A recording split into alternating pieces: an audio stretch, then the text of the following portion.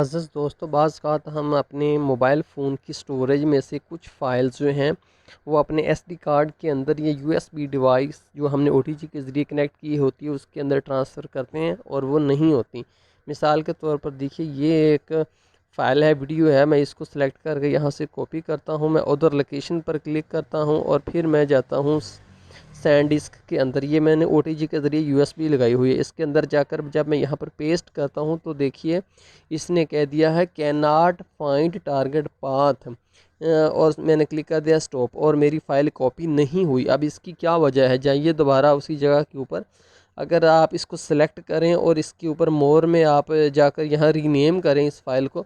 चलिए थोड़ा सा इसका नाम मिटा देते हैं, थोड़ा सा नाम इसका छोटा कर देते हैं। मैं इतना सा इसका नाम मिटा देता हूँ और फिर मैं डन, और फिर जब यूँ ही ओके करता हूँ तो वह कह रहा है कि these symbols are not supported, कि ये जो सिंबल हैं इसके अंदर हैं इस तरह के सिंबल ये आप जो है रीनेम करने के लिए यूज़ नहीं कर सकते। आपको जो बाकी लेटर्स हैं सिर्फ वही आपको यूज़ करने होंगे। तो मैं इसका नाम जो है सारे का सारा मिटा देता हूँ, उसकी इंस्ट्रक्शंस पर अमल करता हूँ। मैं इसको सिंपल वीडियो एक नाम दे देता हूँ और फिर मैं देखता हूँ, चलें ये वीडियो की स्पेल भी गलत होगी, कोई बात नहीं। मैं इसको ओके करता हूँ तो देखिए अब ये जो है रीनेम हो चुकी है।